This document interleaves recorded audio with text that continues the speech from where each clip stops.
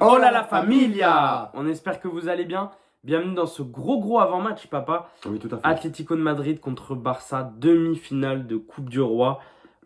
Allez, en plus, donc il y aura un retour. Le match aller, du coup, va se dérouler au FC Barcelone, à Montjuic. Ouais. Mais évidemment, il y a pas mal de choses à dire dans ce match. Notamment la forme quand même olympique de l'Atlético de Madrid en ce moment. Là, c'est pas une petite équipe qu'on affronte, hein. Loin de là. Et au final, voilà, le premier de Liga, le FC Barcelone, contre le deuxième de Liga, l'Atlético de Madrid.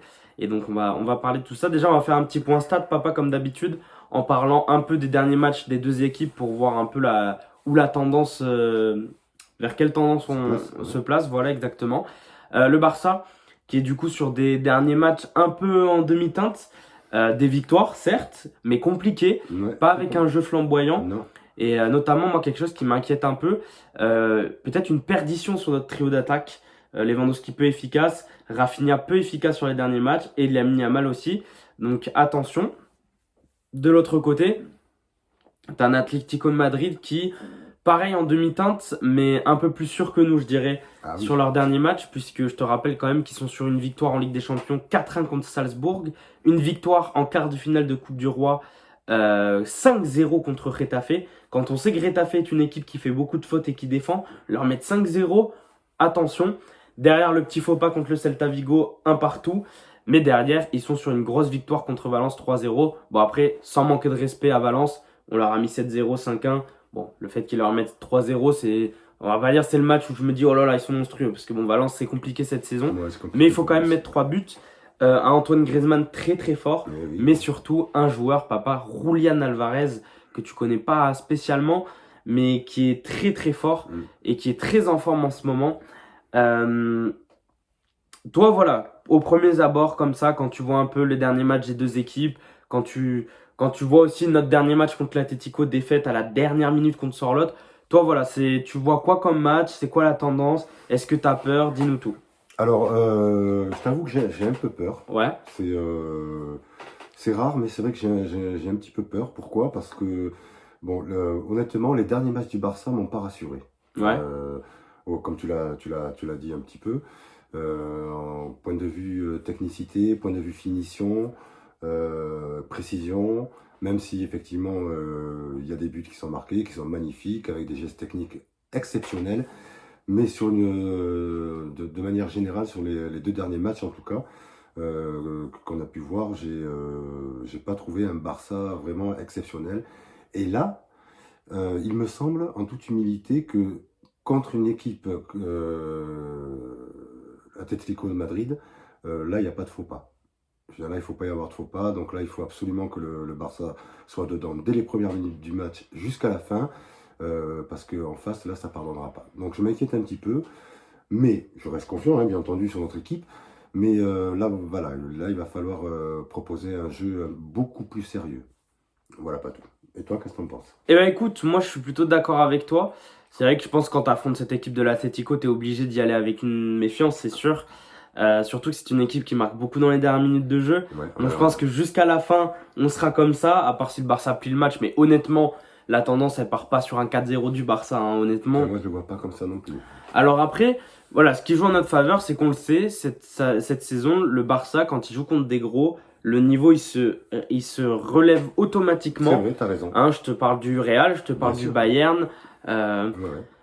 Honnêtement, on a un Barça contre les gros qui est un peu inconnu que ce qu'on peut voir en Liga contre des plus petites équipes. Maintenant, oui, je suis méfiant, mais maintenant, je pense que tout va se jouer sur la gestion de calendrier. D'un côté, tu as un Barça qui est qualifié directement pour les huitièmes de finale face à cette équipe du coup de Benfica. Mais de l'autre côté, tu as un Atlético qui va avoir un gros calendrier. Ouais, bon calendrier. Ouais. Alors, je sais plus les matchs dans l'ordre, mais comme je te les ai énoncés avant, ils réaffrontent Retafe, ils nous affrontent aller, ils affrontent Real aller-retour, ils nous réaffrontent retour Coupe du Roi, ils nous affrontent en championnat, ils affrontent la Bilbao, ils affrontent qui d'autre que j'ai vu qui peut être compliqué, Séville. Ils affrontent vraiment des grosses équipes qui vont leur donner beaucoup d'énergie. Alors, on sait que l'Atlético, c'est une équipe très physiquement solide et qui peut enchaîner les matchs. Peut-être comparé à notre équipe qui, quand il y a beaucoup de matchs qui s'enchaînent, ben on voit des Koundé fatigués, des Rafinha fatigués. Mais honnêtement, ils ont un très très gros calendrier. Nous, c'est un peu plus tranquille, mais attention quand même. Attention quand même à pas tomber dans ce piège d'enchaînement de matchs. Maintenant, je pense que nos Barcelonais ont envie d'aller chercher cette coupe, évidemment. Et le point positif, c'est que c'est aller-retour. Le point négatif, c'est que le retour, c'est chez eux. Ouais. Moi, je préfère toujours avoir un retour à la maison. Voilà, parce que c'est vrai que t'es chez toi pour le match retour, tu peux plus gérer ton match. Et chez eux, ça va être un peu plus compliqué. Maintenant, écoute, comme toi, j'ai confiance en cette équipe. Ah oui, Je bien pense sûr. qu'elle peut nous surprendre encore une fois. Et du coup, moi, ma question, c'est ton prono. Est-ce que tu as un petit prono à nous donner sur ce match? Ouais, alors, Allez, hein. ouais, le match aller. Donc on joue chez nous, mais comme je te dis, pour moi le match va être extrêmement serré. Donc je vois un petit score, parce que en même temps, voilà, pour aller marquer dans les cages de l'Atlético de Madrid, c'est compliqué, il me semble. Ouais. Donc je vois une victoire du Barça, bien entendu, sur soit un 1-0 pour le Barça, ou bien un 2-1 pour le Barça. Et toi, Patrick, tu me Ok, dirais quoi? eh ben écoute, le 2-0 me paraît pas mal.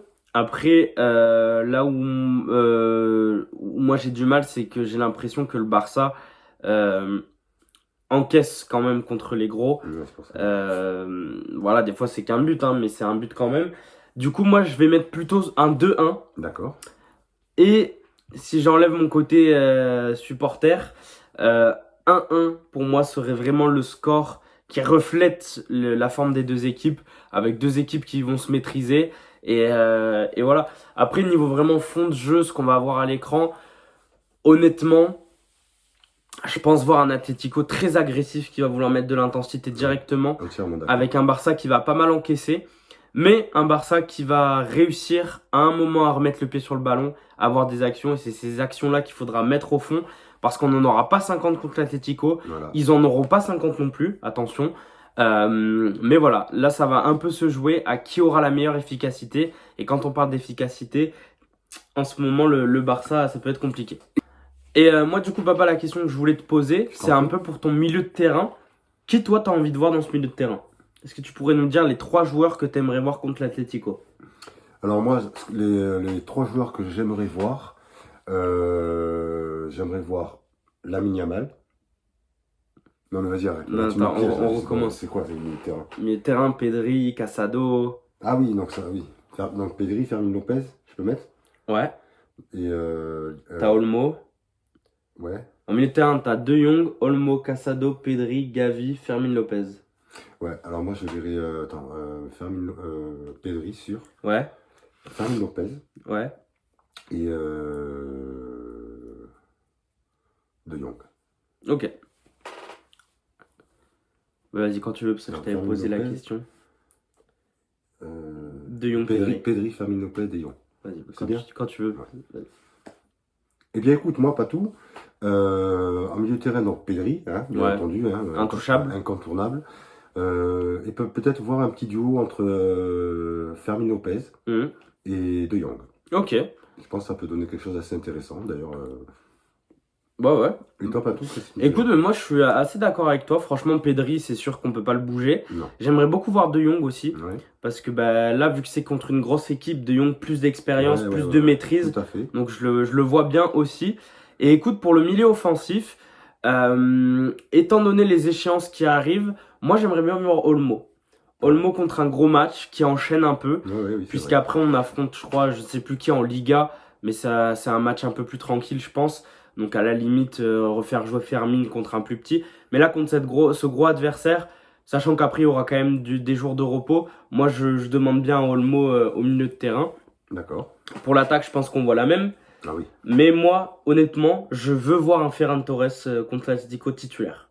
Ouais, moi c'est pareil. Bon, à mon avis, on le verra pas. Hein. À mon avis, Lewandowski sera dans le trio de tête encore une fois. Mais c'est vrai que Ferran Torres, il a sa place. Hein. Et ça serait une occasion de montrer encore une fois qu'il a tout à fait les compétences et les possibilités de marquer des buts et de faire de rendre une victoire au Barça. On Voilà espère. ouais. En tout cas, voilà, pour cet avant-match, on va s'arrêter là. Vous avez un peu nos deux visions de ce match qui se rejoignent un peu finalement. Ouais, finalement, ça se rejoint assez. Ouais. Donc voilà. On attend dans les commentaires évidemment vous, vos pronos, vos prédictions sur un peu la physionomie du match. Et en attendant, Visca Barça!